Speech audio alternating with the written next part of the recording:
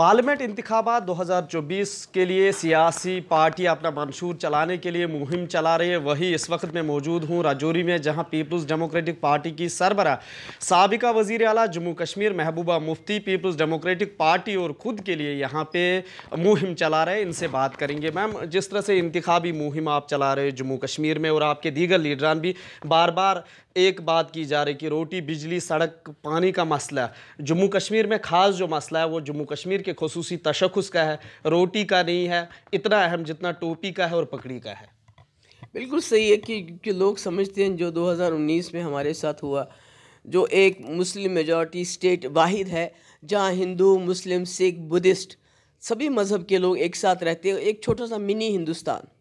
तो इस मिनी हिंदुस्तान की पहचान को कायम करने के लिए जब हमने गांधी के हिंदुस्तान के साथ हाथ मिलाया तो हमने कुछ शर्तें रखी थी कि भाई आप जो हमारे जो स्टेट सब्जेक्ट राइट्स हैं, हमारे जो लैंड राइट्स हैं और हमारी एक खुसूसी असेंबली होगी जिसमें हम कुछ कानून अपने तरीके से पास करेंगे, तो वो तो सब इन्होंने एकदम ख़त्म कर दिया। और हमारी पहचान भी, अब आप जम्मू के डोगरे को देखिए वो भी पछता रहा है, आप लद्दाख में जाके लद्दाखियों को देखिए वो भी रो रहे हैं, कश्मीर तो बिलखुसूस जेल बन ही चुका है। तो इस चीज़ के लिए लोग चाहते हैं कि कोई वहाँ पार्लियामेंट में जाके बात करे कि आपने जो हमारे साथ किया वो हमें कबूल नहीं है। जी मैम, कितना कुछ मुश्किल हो सकता है आपके लिए? आप बहसती वज़ीर आला के ओहदे भी फाइज रहे हैं जब रियासत थी, अब इस वक्त मरकज़ के ज़ैर इंतज़ाम इलाका जम्मू कश्मीर है। कितना बड़ा चैलेंज है उन लोगों के सामने जिनके मंशूर में ये शामिल था कई बरसों से? नहीं, ये चैलेंज तो है क्योंकि आप बीजेपी एज अ जमात के साथ नहीं लड़ रहे हैं, आप बीजेपी की एक पूरी मशीनरी के साथ लड़ रहे हैं। वो इसमें जो उनका कैंडिडेट तो है नहीं इस वक्त यहाँ पर, मगर उन्होंने धमकियाँ देना शुरू कर दी है। बिलखुसूस जो हमारे पहाड़ी तबके के भाई हैं उनको कहते हैं कि अगर आपने हमारे कहने के मुताबिक हमारे प्रॉक्सी कैंडिडेट को वोट नहीं डाला तो हम 1947 से जैसे आपके हालात उससे भी बदतर कर देंगे। और पैसा भी खर्च कर रहे हैं, इलेक्शन को भी डेफर कराया है। तो वो तो अपनी तरह से मेरे ख्याल में कहीं खुदा ना खास्ता 87 जैसी सिचुएशन ना क्रिएट करे, क्योंकि आपको मालूम है 87 में इसी तरह धांधली की थी इलेक्शन में और उसी की वजह से बंदूक भी शुरू हो गई। तो अभी जो वो कर रहे हैं अपनी तरफ से पूरा जोर लगा रहे हैं, मगर मैं समझती हूँ मुकाबला हमारा और नेशनल कॉन्फ्रेंस का है। जी, डेमोग्राफी और जोग्राफिया डिफरेंट है राजौरी, पुंछ की, कुलगाम और अनंतनाग की। अब इंतखाबात की जो शेड्यूल डेट थी वो भी मौखर की गई। कितना ये भी चैलेंज रह सकता है पीपल्स डेमोक्रेटिक? देखिए, अल्हम्दुलिल्लाह मुफ्ती साहब ने जो मुगल रोड बनाया उसकी वजह से काफ़ी आसानियाँ हो गई हैं, उससे यहाँ के लोगों को काफ़ी फ़ायदा भी हुआ आवाजावी में। इस पे टनल बनाने की ज़रूरत है, इंशाल्लाह कामयाब होंगे तो वो भी बनवा लेंगे। यहाँ मैं समझती हूँ लोगों की डिमांड है रेलवे आना चाहिए, उसकी भी हम बात करेंगे, मगर मुश्किल तो है क्योंकि अभी देखिए कुछ दिन रास्ता बंद रहा तो आवाजावी में बहुत फ़र्क हो गया, क्योंकि हमारी जमात कोई बड़ी अमीर जमात नहीं, गरीब जमात है।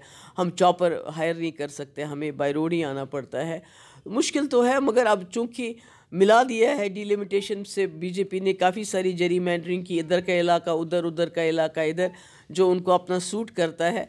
मगर मैं खुश हूँ कि मेरा राजौरी पुंछ के साथ खासकर मुफ्ती साहब का बड़ा गहरा रिश्ता रहा है, दिल का रिश्ता रहा है, खासकर बाबा गुलाम शाह पातशाह जी की वजह से। जिस तरह से मुल्क में मज़हब पर भी सियासत की जा रही है, मंगल सूत्र की बात की जाए या दीगर ऐसे बयानात भी सामने आ रहे हैं, आपको लग रहा है कि सियासत का ये अखाड़ा जो है अब बन रहा है मज़हब को लेकर ही चंद सियासी जमाती अपनी मंशूर चला रही है? मुझे तो ताजुब है, पहले भी मज़हब की बात होती थी, मगर इतनी बड़ी लेवल से और इतनी छोटी छोटी तुच्छ बातें, मंगलसूत्र आपका ले जाएंगे, फिर मुसलमानों को देंगे, फिर रिजर्वेशन में आपका हिस्सा लेके मुसलमानों को देंगे। जो हमारा संविधान है, जिसको अगर बीजेपी वालों ने पढ़ा हो, संविधान तो वो करते रहते हैं, उसमें ये है कि आप मज़हब के नाम पे किसी को रिजर्वेशन नहीं दे सकते।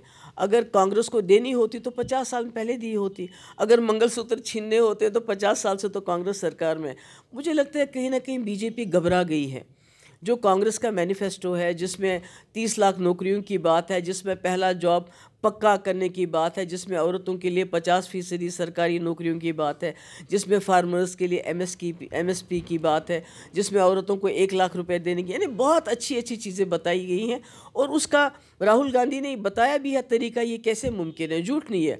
वो बीजेपी की तरह 2 करोड़ नौकरियां हर साल की बात नहीं है, 15 लाख आपके अकाउंट में जमा हो जाएगा, वैसी बात नहीं है। जिस तरह से बार बार आपने कांग्रेस की बात की है, कहीं पे मुखालफत नहीं दिख रही है। जिस तरह से इंडिया अलायंस इस वक्त हिमायत आपके हरीफ कैंडिडेट की कर रही है, लेकिन आपकी तरफ से मुखालफत नहीं की जा रही। क्या इंडिया अलायंस का भरपूर हिस्सा पीपल्स डेमोक्रेटिक पार्टी इस वक्त है? देखिए, हम इंडिया अलायंस का हिस्सा किसी लालच की वजह से नहीं है। हम इंडिया अलायंस का हिस्सा इसलिए है कि हमें लगता है राहुल गांधी इस वक्त बहुत बड़ी लड़ाई लड़ रहे हैं।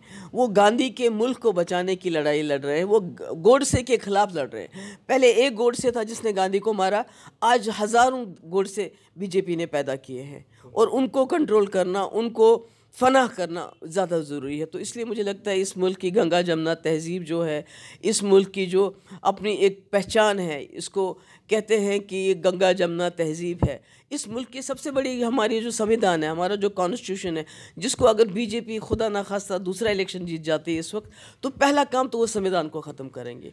दूसरा काम ये होगा जो आज का पार्लियामेंट इलेक्शन, ये शायद आखिरी इलेक्शन। मैम, इख्वान को, टास्क फोर्स को डिसबैंड करना आपकी इस कैंपेन में शामिल रहा, आपके लीडरान भी और आप भी कह रहे हैं। क्या आपको लग रहा है जो जम्मू कश्मीर का खुसूसी तशख़्ख़ुस है या इस तरह के सियासी बयान, ये आपके लिए मैनिफेस्टो में काफ़ी है इस बार? नहीं, देखिए, ये तो हकीकत है कि आप, अगर हम नहीं कहते तो लोग कहते हैं ना कि मुफ्ती साहब का सबसे बड़ा एहसान ये है कि उसने हमें बंदूकों के बीच में से बाहर निकाला। एक बंदूक नहीं थी, मिलिटेंट की बंदूक, आर्मी वाले की बंदूक, इख्वान की बंदूक, टास्क फोर्स की बंदूक, उसके ऊपर पोटा। तो ये सब यहाँ के लोगों के लिए अजाब जान बन गया था। तो उससे तो मुफ्ती साहब ने नजात दिला दिया। और दूसरा, कौन नहीं चाहता उनकी पहचान जिंदा रहे?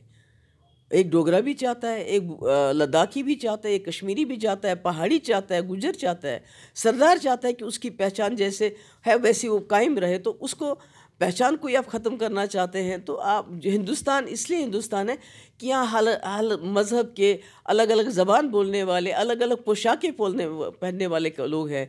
तो अदरवाइज़ तो ये भी किसी और हमारे हमसाया मुल्क जैसा बन जाएगा। अगर हमें हमसाया मुल्क जैसा ही बनना था तो जम्मू कश्मीर हिंदुस्तान के साथ क्यों मिलता? तो पाकिस्तान के साथ डायलॉग की भी आपने वकालत की, ताहम इस मंशूर में कुछ चीज़ें नहीं दिखी आपके। पाकिस्तान के साथ डायलॉग की वकालत करना या सेल्फ रूल, क्या आपको लग रहा है जितना कुछ है वो काफ़ी है? नहीं, देखिए, जो आप सेल्फ रूल की बात करते हैं, पाकिस्तान की डायलॉग की बात करते हैं, अभी तो हम अपनी वजूद की लड़ाई लड़ रहे हैं। अभी तो हमारा वजूद मिटाने की बात हो रही है। तो आप, वो तो दूसरा स्टेज है, पर पहले हमारा वजूद तो बच जाए। हमारी रेत बाजरी से लेके हमारे पावर प्रोजेक्ट, हमारा लिथियम, हमारी पहचान, हमारी नौकरियां, हमारी ज़मीन, हमारे जंगल, सब पे उनकी नज़र है।